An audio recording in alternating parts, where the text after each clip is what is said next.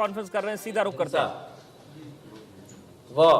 वैमनस्यता फैलाने एवं सरकार की छवि को खराब करने के उद्देश्य से सोशल मीडिया के विभिन्न प्लेटफॉर्म एवं सार्वजनिक रूप से सभा कर एवं कोविड-19 की गाइडलाइंस धारा 144 सीआरपीसी का उल्लंघन करते हुए पीड़ित परिवार के घर, गांव तथा आसपास अनावश्यक भीड़ इकट्ठा कर भ्रामक द्वेषपूर्ण सूचनाओं को प्रसारित करते हुए उन्माद फैलाने का प्रयास किया जा रहा है। स्थानीय प्रशासन द्वारा भी समय समय पर कानून व्यवस्था बनाए रखने एवं कोविड-19 प्रोटोकॉल का ध्यान रखते हुए विभिन्न राजनीतिक दलों के 5 सदस्यों को ही जाने का भी अनुमति समय समय पर प्रदान की गई है। फिर भी कतिपय राजनीतिक दलों के कार्यकर्ताओं, नेता और हजारों की संख्या में एकत्रित भीड़ ने कोविड-19 का गाइडलाइंस का उल्लंघन करते हुए कल पुलिस द्वारा की गई व्यवस्थाओं को तोड़ते हुए हिंसा पर उतारू हो गए, जिन्हें हल्का बल प्रयोग कर स्थिति को नियंत्रण किया गया। उपरोक्त के अतिरिक्त प्रदेश में सोशल मीडिया पर इस प्रकार के आपत्तिजनक, भ्रामक पोस्टों और मैसेजेस डालकर सांप्रदायिक सौहार्द बिगाड़ने वाले पोस्टों के आधार पर मुकदमा पंजीकृत किए गए हैं। इसके अतिरिक्त भीड़ इकट्ठा करने वालों को चिन्हित कर उनके विरुद्ध सुसंगत धाराओं में अभियोग पंजीकृत कर विधिक कार्रवाई की जा रही है। जो भी अभियोग इस संबंध में पंजीकृत किए गए हैं उनका विवरण निम्नवत है। पहला मुकदमा थाना हाथरस, जनपद हाथरस, थाना चंदपा। मुकदमा अपराध संख्या 151/2020, ये 4/10 को कायम हुआ है। इनकी विभिन्न धाराएं हैं 109, 120B, 124A, 153A, 153A1, 153A1A, 153A1B, 153A1C, 153B, 195, 195A, 465, 468, 469, 501, 505(1), 505(1)B, 505(1)C, 505(2) भादावी तथा 67 IT एक्ट के तहत यह मुकदमा कायम किया गया है,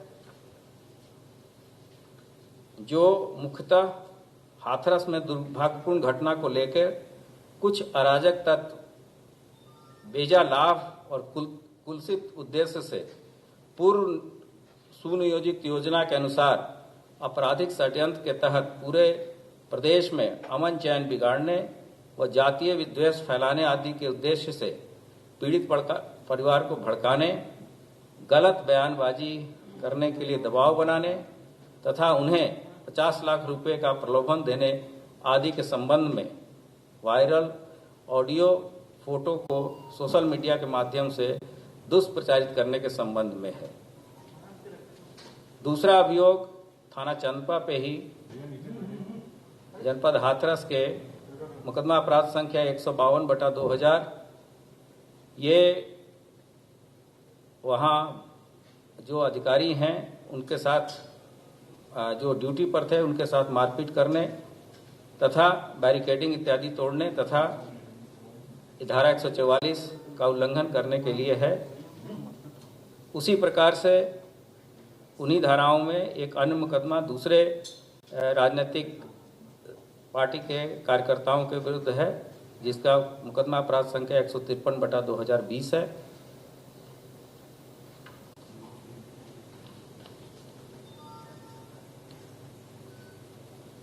चौथा मुकदमा है 154/2020, ये धारा 153A, 505, 506, 179 भादावी तथा 84C एक्ट, ये राजनीतिक पार्टी के एक सदस्य के द्वारा जनता के लोगों को वीडियो प्रसारित किया जाना, जिसमें भड़काऊ भाषण के माध्यम से हाथ काटने तथा पुलिस अधिकारियों को निलंबित कराने, जातीय समुदायों में सौहार्द बिगाड़ने के उद्देश्य से भाषण दिया जाने के संबंध में है।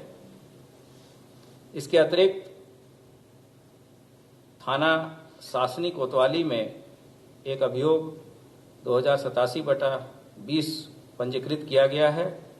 ये कुछ राजनीतिक दल के नेताओं और उनके समर्थक लगभग 400-500 लोगों के द्वारा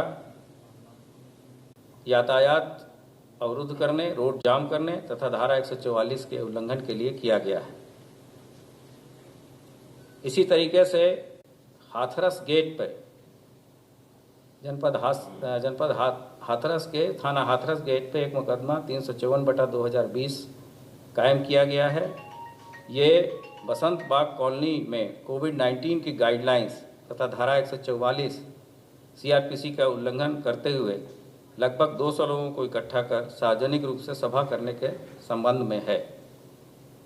इसके अतिरिक्त हाथरस प्रकरण में सोशल मीडिया के विभिन्न प्लेटफॉर्म्स पर आपत्तिजनक टिप्पणी करने पे जनपद बिजनौर, सहारनपुर, बुलंदशहर, प्रयागराज, हाथरस, अयोध्या तथा लखनऊ कमिश्नरेट में कुल 13 अभियोग पंजीकृत किए गए हैं, जिनमें से अभी तक 5 अभियुक्तों को गिरफ्तार कर आगे की विधिक कार्रवाई की जा रही है। कल लखनऊ कमिश्नरेट में एक विवादित पोस्टर लगाए जाने के संबंध में थाना हजरतगंज में अभियोग पंजीकृत किया गया था, जिसमें 2 अभियुक्तों को गिरफ्तार किया गया है। उसी तरीके से लखनऊ ग्रामीण में फेसबुक अकाउंट से आपत्तिजनक अभियोग पोस्ट करने के आरोप में अभियोग पंजीकृत करके अभियुक्त को गिरफ्तार किया गया है। आज थाना मथुरा में कैंपस फ्रंट ऑफ इंडिया के राष्ट्रीय कार्यकारिणी के कोषाध्यक्ष तथा उनके 3 अन्य साथियों को धारा 151 में निरुद्ध किया गया है। उत्तर प्रदेश शासन एवं उत्तर प्रदेश पुलिस महिला एवं बाल संबंधी अपराधों के प्रति सदैव संवेदनशील और सजग है तथा दोषियों के विरुद्ध कठोर कार्रवाई करने के लिए कटिबद्ध है। शासन के सार्थक प्रयासों के द्वारा वर्ष 2018 तथा 2019 में जो अपराध संबंधी आंकड़े भारत सरकार के द्वारा क्राइम इन इंडिया में प्रकाशित किए गए हैं, उनमें महिला संबंधी अपराधों में सजा दिलाने में देश के अन्य राज्यों तथा केंद्र शासित प्रदेशों के सापेक्ष उत्तर प्रदेश का स्थान दोनों वर्ष प्रथम रहा है तथा महिला संबंधी अपराधों में कमी आई है।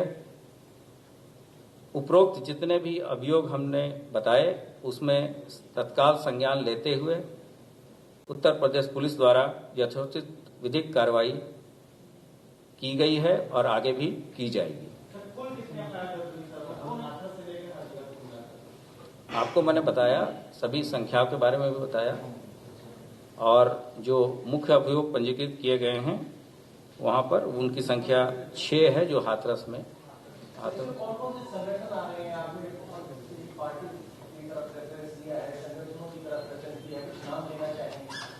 अभी जो चीज़ें आ रही हैं, जैसा मैंने आपको बताया कि एक षड्यंत्र की इसमें साजिश है और जिसके बारे में विवेचना शुरू हो गई है और कुछ गिरफ्तारियां भी आगे इस संबंध में की जाएगी। इंटरनेशनल लेवल पे जहाँ कोई ऐसी नामी संस्था इंटरनेशनल लेवल की है वो भी शामिल है। एक वेबसाइट बना के कुछ चीजें प्रसारित करने की बात भी चल रही है।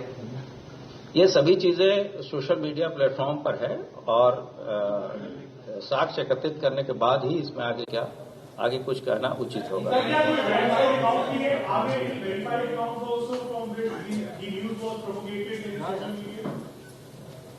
मैंने बताया कि ये सब विवेचना का प्रश्न है। जब जैसे जैसे चीजें इसमें परत दर परत खुलती जाएंगी, आप सभी को अवगत कराया जाएगा।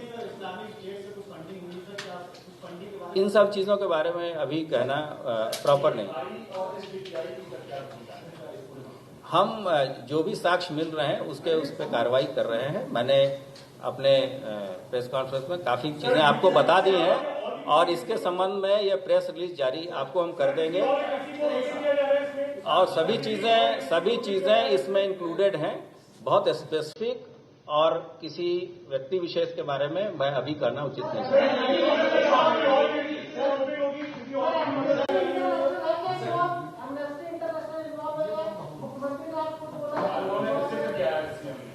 इस संबंध में मैंने आपको बताया कि जब पूरे साक्ष्य मिल जाएंगे तो आप सबको अवगत कराएंगे। सर एक सवाल, हाथरस में जो अंतिम संस्कार हुआ वहां पर क्राइम ब्रांच के जो अधिकारी, पुलिस क्राइम ब्रांच के जो अधिकारी थे, उनका कहना है कि हम डीएम के आदेश पर काम कर रहे थे, इंडिया टीवी को कहा है।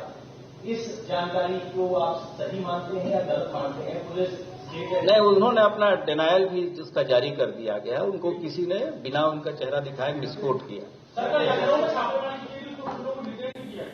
मैंने आपको बताया गिरफ्तारी हुई है।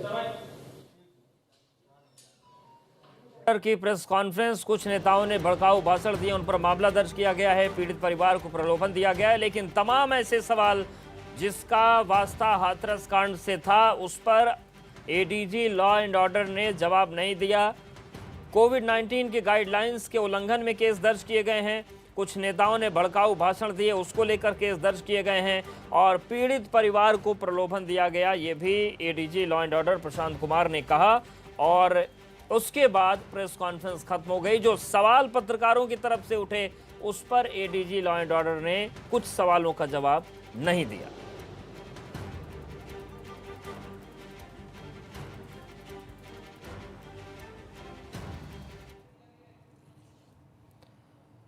और इस वक्त बड़ी खबर है